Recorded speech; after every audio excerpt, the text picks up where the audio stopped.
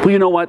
I think these important moments here in our city and in Canada right now are part of this new movement of reconciliation, this new phase of reconciliation. The reconciliation is so important. Now we know what these things are. It's time to make action, to do things about it. And I think, for me, reconciliation means walking hand in hand with our allies to say we're all in this conversation together. We're walking beside each other, learning from each other, sharing with each other. And I think that's the best way and the most exciting part of this new era of reconciliation.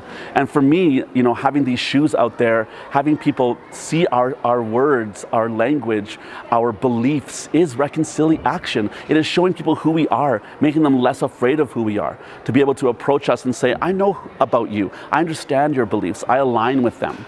And I think this shoe is an important way for them to show that alliance. I first met him actually right here in community. I live not far from the Tellus World of Science, and in our neighborhood, Lance was actually painting a mural on our community league and had invited anybody down to come and help paint, which is pretty bold, I think. So I went down with my little boys and we painted, and that's where I met Lance first. And, so I knew him first as just an artist in the community, and then I got to learn more about his Indigenous background and his activism in that respect. And I thought, I love his art, so much about what he's doing already. Let's just try and see if he wants to work with us. He also partnered us with some important advocates in the community, like Stephanie Harp, who helped us really understand what we were doing, the importance of it, but also some of the serious important conversations that we had, and they really allowed us to stumble through the process and listen and learn and create something really beautiful at the end.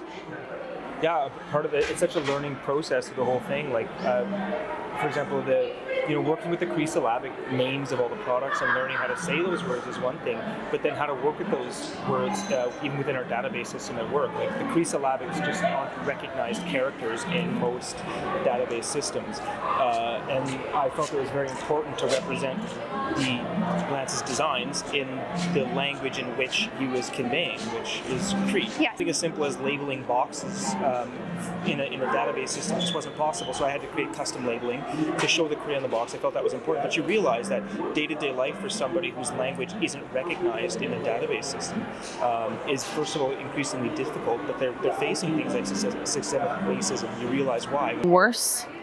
Our safety and security is jeopardized, and we just want to live in a country where we feel safe and not targeted. So I think it's more important than ever to keep it out there and keep it alive, keep the conversation going, and that's when collaborations like this and reconciliation takes place.